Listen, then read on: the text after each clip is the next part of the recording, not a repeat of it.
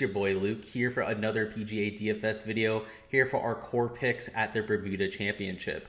It's a little bit of a doozy this week in terms of a golf tournament. Quite a few withdrawals, more than I've personally ever seen in my life, but still got a title up for grabs, still got plenty of Draftkings contests to try and take down. So what we're going to do here is we're going to go through my core picks for Draftkings GPP contest. We're going to be using my database approach here after modeling the course and its attributes to rank people based on their recent form and also their historical course fit. So what we'll do is we'll identify my favorite play in each salary range according to those two metrics. So without further delay, let's hop right into the picks to help you guys build the best lineups for this week. So we've got Port Royal Golf Course. If you guys haven't seen my course breakdown video, the key stats that I'm really taking a look at this week is first and foremost driving accuracy. We're also taking a look at birdie or better percentage and of course shots gained approach. This is a relatively short track. You're looking for guys that can get it done with their accuracy and score in bunches when the conditions are right. So with that being said, our spend up option this week is going to be Seamus Power at a DK price of $10,200. He ranks as a top 16 course fit there at number 16, also a top 5 recent form rank there at number 3. Somebody who is one of the more accurate drivers of the golf ball. That's not something I would have imagined a few months ago. There was definitely a little bit of a narrative around the industry that Seamus Power was a sprayer off the tee, take him at golf courses where there's a ton of room, and that hasn't necessarily been the case. This year, he ranks number 22 on tour in terms of driving accuracy, which would actually make him one of the elite players off the tee. If we take a look at his form since July 1st, that gives us a big enough sample size for most of the players here in the field. For anybody with an actual sample size, he ranks number 1 in the field in shots gained total. So has been getting it done across the board with gains across all 4 major statistical categories. He's also been good in Birdie Fest. We've seen that with the win at the Barbasol Championship, but he's also been good in wind. He's obviously from Ireland, has a lot of experience in windy, blustery conditions. So not only do I think he's the safest play at the top end of the board, I also think he has just as much upside as somebody like a Matt Fitzpatrick or even a Mito Pereira. Also getting a little bit of salary flexibility with that price tag as well. For our second man in, we have Chad Ramey at $9,500. He not only is a great course fit rank here, also somebody who's coming in with great recent form. Obviously has gotten off to a very good start for his PGA Tour career, but if you take a look at his Korn Ferry Tour numbers, they're even more encouraging. So it ranks top 5 in driving accuracy, at number 4 on the Korn Ferry Tour for last year. He was number 3 in green and regulation percentage. He was number 7 in birdie or better percentage and number 12 in total putting. So he's getting it done literally everywhere, whether it's off the tee with his approach play or with the putter. Checking every box for this golf course in terms of what I'm looking for in a course fit. Also somebody who, again, like we already mentioned, coming in with great form. Already has multiple top 15 finishes here on the PGA Tour. We've seen him really light it up at Birdie Fest. Hell, we've even seen it keep together at courses that played a little bit more difficult. So we're just going to have to get over the price tag here. He's $9,500. Yes, there are multiple Korn Ferry Tour players in this price range that are priced way higher than we would have expected. But for this field, especially when we take a look in terms of their relative skill sets, he shines and far outweighs a lot of the other people in this range. So by far my favorite player to use as the second man into my lineups. That's why you see him there at number 2. And now for our bread and butter play, that is going to be Denny McCarthy, also somebody who is much more expensive than the Bruce is seeing there at $8,500, but ranks as a very good course rank there at number 15 for the field. Also decent recent form. Number 25 out of this 130-man field isn't necessarily so impressive when we consider the field strength. I mean, a lot of these guys haven't played at all, so number 25 is really a lot worse in most fields. But for Denny McCarthy, somebody who's just an elite course fit right here, that's what we're trying to lean into.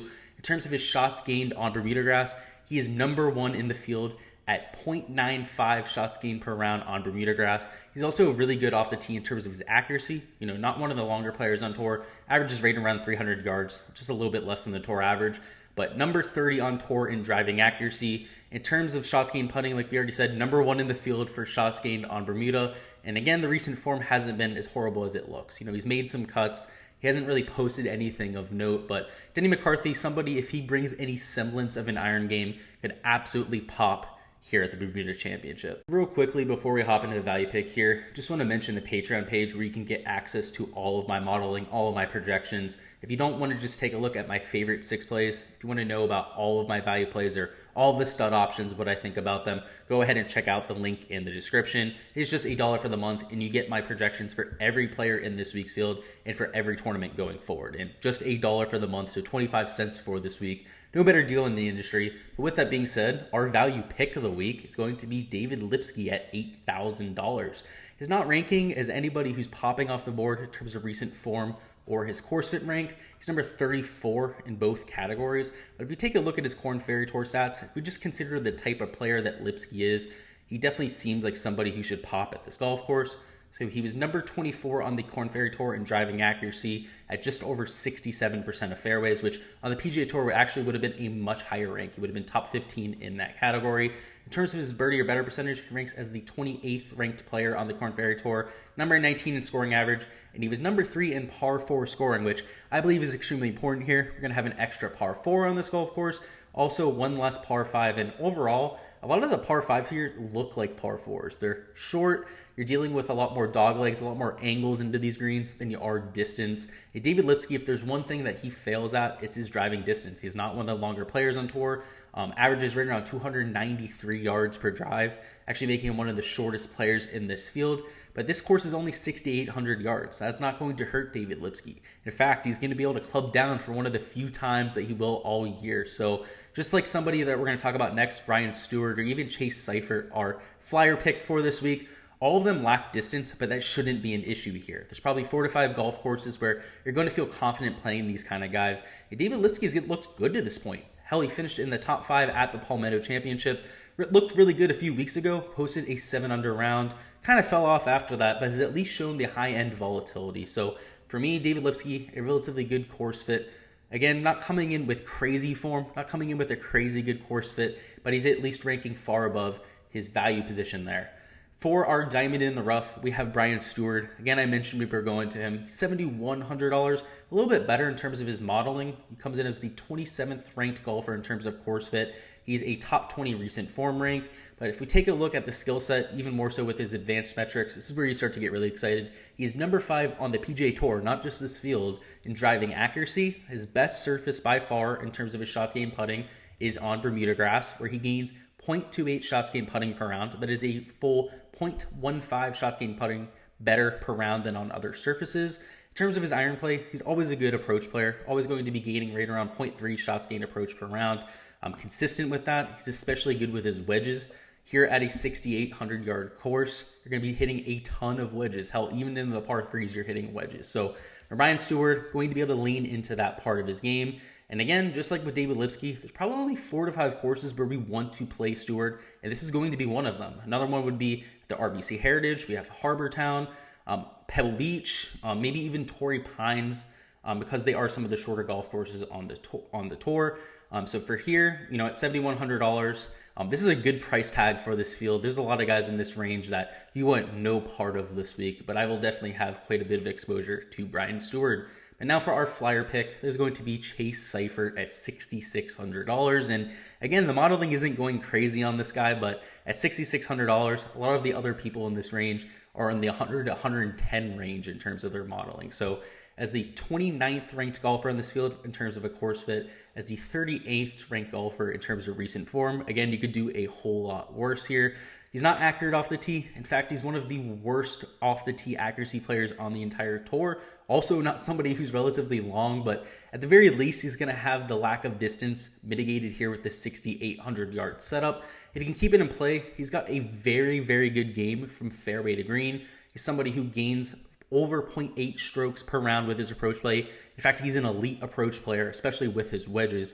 Becomes the number 1 player on tour from the less than 100-yard range. In terms of around the green play, he's above average. He's not going to gain anything significant there just because he's not missing many greens. This guy is deadly accurate from the fairway. And in terms of putting, Bermuda is his second best surface. It's one of only 2 surfaces where he gains strokes putting. POA being his best surface, one we don't see very often on tour. So Bermuda, the one that he has the most rounds on, also the one that he's the most consistent on. Gains an extra 0.12 shots gained per round on that surface. So for me, Chase Seiffert at a short golf course, one that he can actually be competitive at, can lean into that wedge play, I think is a very good bounce back spot. So that's why he makes it as my flyer play for this week at the Bermuda Championship. That is all we've got here for the core picks for the Bermuda Championship. Go ahead and let me know down in the comments who you've got winning this week. For me, I definitely think it's going to be Seamus Power or Chad Ramey. I had to take a little bit more of a flyer pick, a dark horse pick to win, that kind of thing, would be Stuard. Obviously, one of the shorter golf courses on the PGA Tour. So I think we're going to see someone win that we haven't seen win in quite some time. And Stuard would definitely fit that bill. So I'm going with him for my dark horse pick. But let me know what you got in the comments, whether it's a favorite or dark horse. Always love to see that down there. As always, I appreciate your support here on the channel. As always, if you guys could like the video, if you haven't already subscribed, make sure to do so as well. We're going to have even more PGA Tour content coming throughout the week. We're going to have our value picks coming out. We're going to have our fades and sleepers. And of course, on Wednesday afternoon, we are going to have our live stream. It's going to be for the Bermuda Championship. We're going to go through my complete player pool, my projections, some ownership stuff, any live questions that you have. So if you're building lineups, you have someone that you need to decide between, whether it's a one-on-one or even a two-on-two, that kind of thing, just let me know in the chat. We'll get that answered for you, and we'll go ahead and build some lineups. Course breakdown, again, already up on the channel. So if you guys are looking for a complete breakdown of Port Royal Golf Course, that is where they will be playing this week for the Bermuda Championship.